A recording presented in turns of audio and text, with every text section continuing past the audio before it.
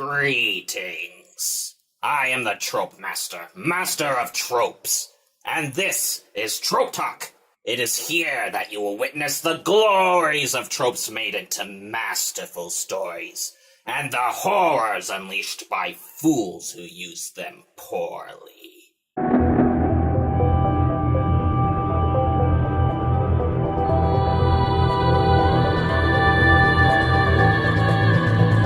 Today we shall talk about the Law of Inverse Recoil. This is a trope that depends on the previously discussed trope, the rule of cool, for it is all about making something awesome at the cost of realism. Recoil is a property of projectile weapons. A bullet goes forward, so the gun has to go back. This is basic physics. But the Law of Inverse Recoil says that fictional weapons have the exact opposite amount of recoil than they do in real life. In real life, you can't do this with shotguns. They'd blow back and hit you in the face. But because it is cool, the audience does not care. Conversely, rocket launchers and grenade launchers, which are designed with methods to eliminate recoil, have almost none in real life. So in fiction, of course, the opposite is true. Such is the law. You will be hard-pressed to find fiction that doesn't follow this law.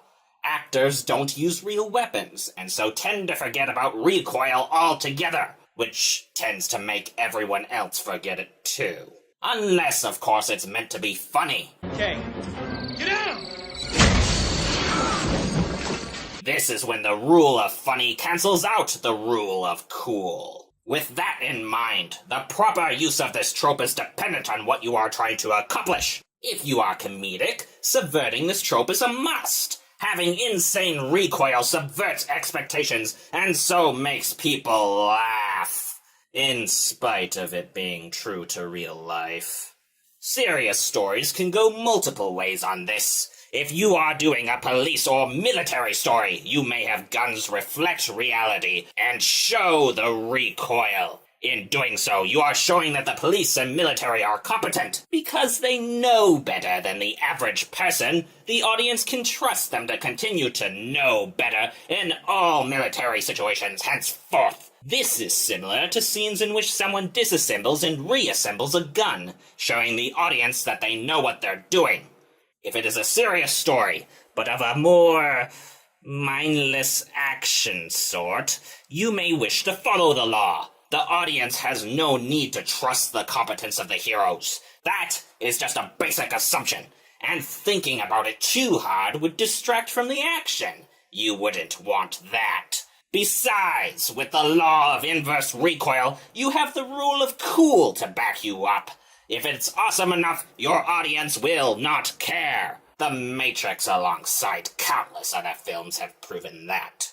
Strangely for tropes in general, there is not really a way to use this one poorly. There are no horrors, as far as I'm aware, that come from misusing, overusing, or underusing this trope. Even being inconsistent with it in the same story isn't a problem, as Men in Black would show. Even not thinking about it at all is not a problem. At least there is one trope that will not create abominations. But even if you don't have to think about it, I would ask that you do. Being mindful of recoil can help support other tropes in your story, but it can do even more than that. This is a trope in which using it poorly does not hurt, but using it well can be a mark of brilliance.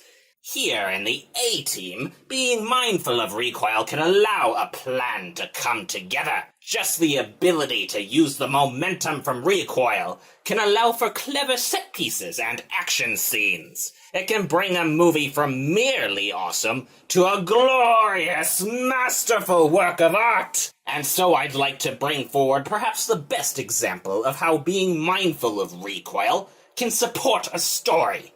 Ruby. R-W-B-Y. Look at this fight. Just look at it. This little girl has a scythe with a 50 caliber rifle for a handle, and she's using the recoil to devastate the enemy. The creativity required to make something like this. And it all comes from simply thinking about the way you can use recoil. So, if you have a story with projectile weapons, be on the lookout, for there will surely be a way to make the law of inverse recoil work for you. Thus endeth the lesson. If you make a request of me to speak of another trope, or something you've seen repeated in many films, I will do my best to honor that request. Leave your requests in the comments below. Like and subscribe. Hit the bell button that you may witness the further glories and horrors of tropes, and become a master like me. Next month, we shall discuss bickering couples and related tropes. I shall see you then.